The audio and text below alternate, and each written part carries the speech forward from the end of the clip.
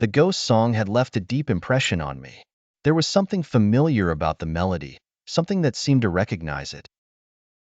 I spent hours listening to the recording, trying to decipher the words.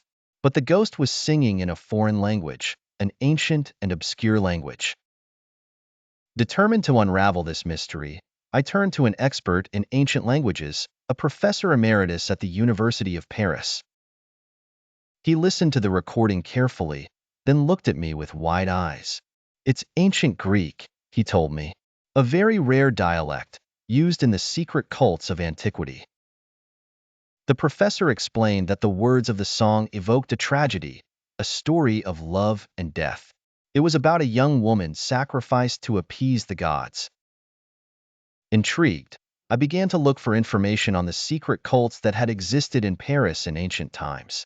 I discovered that there had been a temple dedicated to the goddess Persephone in the opera district.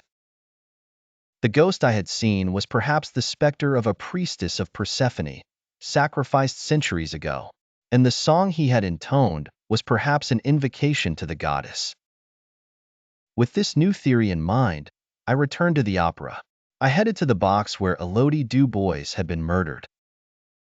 As I examined the walls, I noticed a strange mark, some kind of ancient symbol. I called upon an archaeologist to decipher the symbol. It was a sacred sign linked to the cult of Persephone. Everything was beginning to become clear. The Opera Garnier was built on the ruins of an ancient temple dedicated to the goddess. And Elodie Du Bois, as a prima ballerina, could have been chosen to embody Persephone in a secret ritual. But why had she been murdered? Who had wanted to prevent this ritual?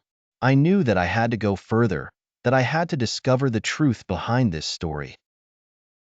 The Phantom of the Opera had a message to convey to me, a message linked to the tragedy of Elodie Du Bois.